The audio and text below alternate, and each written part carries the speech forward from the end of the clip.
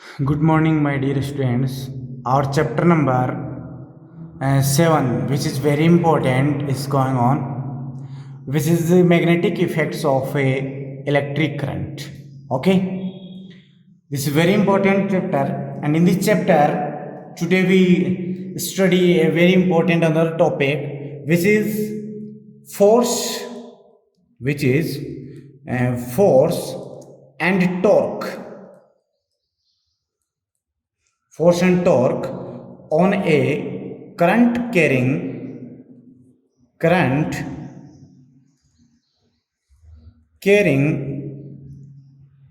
rectangular loop in a uniform magnetic field.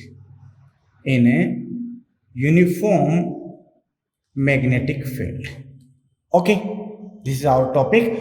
We find force and torque on a current carrying rectangular loop in a uniform magnetic field.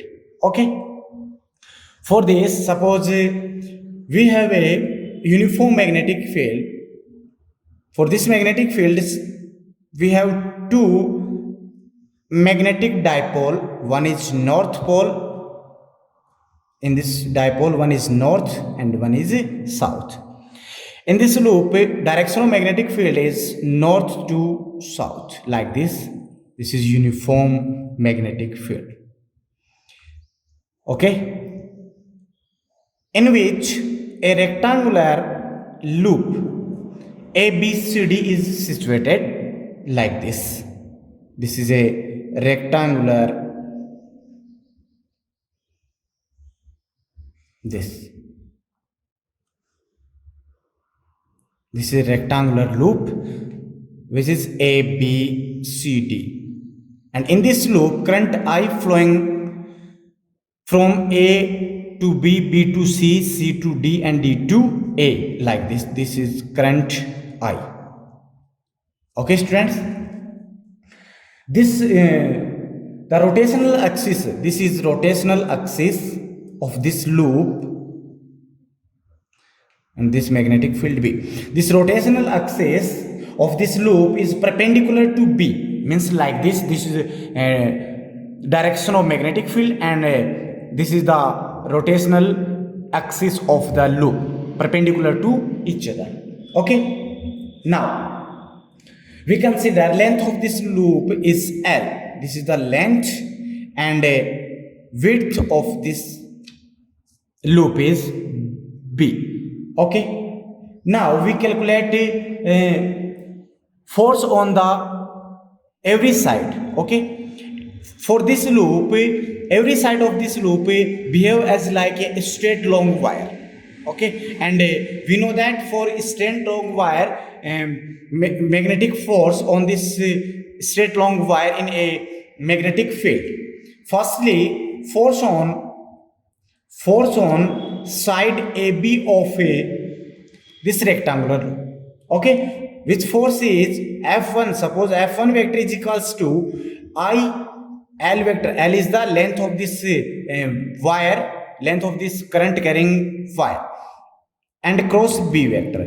Now we remove cross product, then sine theta, and theta is the angle between L vector and B vector, and direction of L is in the direction of I. So direction of I like in this direction and B in this. It means like this, perpendicular to each other. Then theta is 90 degree. So ILB sine 90, and value of sine 90 is equals to 1. So F1 is equals to ILB. So force on AB part, AB side is ILB, and direction of this force, we calculate direction of this force from the left hand rule, Fleming left hand rule. According to this rule, if first finger is in the direction of magnetic field and middle finger is in the direction of a current, then the direction of thumb is represent the force on conductor. Okay, so from this diagram, this is the direction of magnetic field, means in this direction, and direction of a current in downward direction like this. Then direction of this thumb represent the magnetic force, means in this direction. So F1 vector is outward direction. Okay, we can say F1 is the perpendicular to the plane of paper. It means upward direction. Okay, outward or upward. Second is force on side BC. This side. Here, angle between BC and B are changed in per time. Every time. So here angle is not fixed. So F2, suppose this force is F2. So F2 vector is I into length of this side B. So B vector cross capital B vector. Here small b is the length of this BC wire and capital B is the magnetic field. Third is, okay, direction of this force. What is direction? Again, according to Fleming left hand rule. This is Fleming left hand rule. Then suppose this is the direction of magnetic field and direction of current. Suppose this is arm of this rectangular loop. Then this type. This is the direction of current. This is direction of magnetic field. Then you can see this direction of this thumb in downward direction, vertically downward direction. So for direction of F2 force is vertically downward. It means this is direction of F2. Now force on side CD in this direction at this long and straight wire CD, which is denoted by F3. So F3 is the same of F1 because of here only direction of current is changed. Okay, remaining part will be same. Then F3 is equals to ILB. But here direction of F3 is opposite to the direction of F1 because of here direction of current is changed. Okay, the direction of F3 we determine from the again Fleming left hand rule. Then we get the direction of F3 is perpendicular to plane of the paper and inward in direction. So this is direction of F3. Okay, now force on side AD. Fourth is force on side AD, which is denoted by F4. So F4 is equals to, according to this, IB vector cross B vector. Okay, here length of this wire B and magnetic field B, current flowing through this wire I. Then according to this we can write is the same, but here direction is change, which is opposite to F2. So direction of force F4 is vertically upward direction. This is the F4 direction. Okay, here these are the forces which act on the rectangular loop. From these forces and this diagram, it is clear that the forces F2 vector and F4 vector working on this loop is in same direction, opposite direction and same in magnitude. Okay, you can see this is F2 and this is F4. This is are along the rotational axis of the loop. Okay, so they cancel out each other. Okay, now F1 and F3, these are also in opposite direction and same magnitude. Then again we can say they cancel out each other. So a resultant force on the rectangular loop is 0 because of rectangular loop. Resultant force F is equals to F1 vector plus F2 vector plus F3 vector plus F4 vector. Put the value of F1, F2, F3, F4 with directions, then we get F vector is equals to 0. So we can say the resultant force on rectangular loop will be 0. And due to this, here there is no transfer motion in the loop. Okay, students, clear?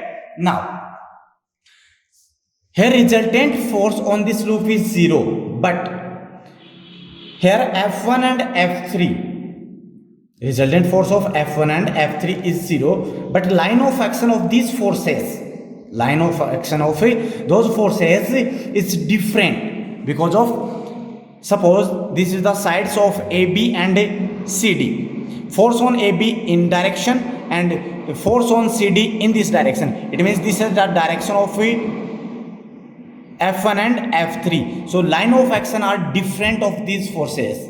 Okay, so these forces are form a force pair which tries to rotate the loop in anti-clockwise like this,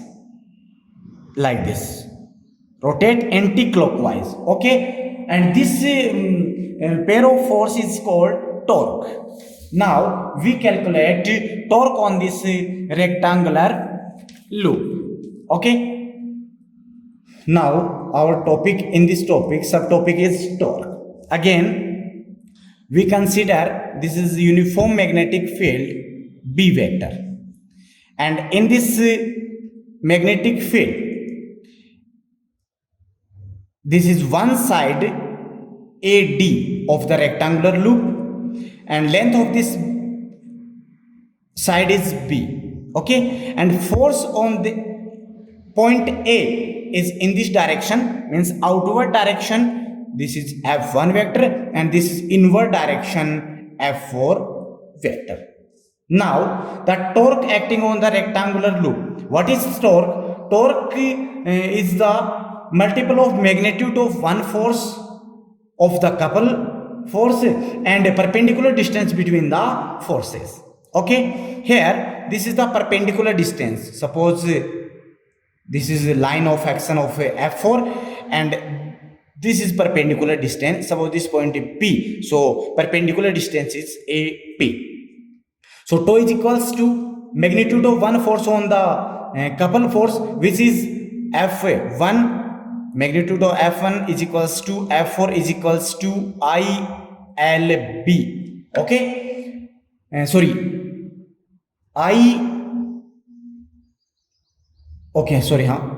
ILB. Now this force ILB. So ILB multiply perpendicular distance between the forces, this is equal to AP. Now we calculate AP. We know that this is the direction of area vector and angle between the direction of area vector and a magnetic field is theta, and angle between plane of loop and a magnetic field is alpha. From this diagram, this is 90 and this is also 90. So this 90, this alpha. So alpha is equals to, suppose this is angle from this A vector. A vector is the perpendicular to this arm, this side AD. So alpha plus theta is equals to 90. So alpha is equals to 90 minus theta. Alpha is equals to 90 minus theta. This angle 90. From this equation, we can say this angle is theta. Okay. So in triangle, this angle theta, then front of the angle is called perpendicular and this is hypotenuse. Okay, now to determine this perpendicular, we write sin theta. Sin theta is equals to perpendicular AP upon hypotenuse AD. So AP is equals to AD. Value of AD is B. So B into sin theta. Put the value of AP in this equation. Then we get tau is equals to ILB B sin theta. Here L is the length of the rectangular loop and B is the width. Then length into width is equals to area of rectangular loop. So tau is equals to IAB sin theta. Here A is the area of rectangular loop, which is L into B. Okay, this is the torque on a rectangular loop. But if we capital N number of turns in the coil, so torque on a coil, tau is equals to N into I into A into B sin theta. This is the torque on the rectangular coil. Okay, here NIA is equal to magnetic moment of coil, which is denoted by capital M. Here M is equals to NIA. So tau is equals to m into b sine theta. What is m? M is the magnetic moment of a coil. In coil, capital N. Here N is the number of turns in the coil. I, current flowing through the coil, and A, area of the coil. Okay, clear? Now, in the form, in the vector form. So, in vector form, tau vector is equals to, from this equation, I into, when remove theta, theta is the angle between direction of area vector and direction of magnetic field. So, theta is the angle between A vector and B vector. So, I into A vector cross B vector. This is the vector form of a torque. Okay, students. Now, this direction of this torque is the perpendicular plane to the plane of a, which is formed by A vector cross B vector.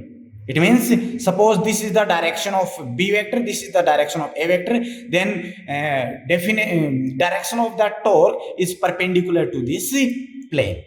Okay, now in the form of alpha, from this equation, theta is equals to 90 minus alpha. From this angle, okay, so put the value of theta in this equation, then tau is equals to NIAB sine 90 minus alpha. Here angle 90, so this angle is converted into cos, and in first 90 minus theta, then first quadrant, in first quadrant all quantities positive, so tau is equals to NIAB sine convert into cos, so cos alpha. Okay, in another form, NIA is equals to M, so tau is equals to MB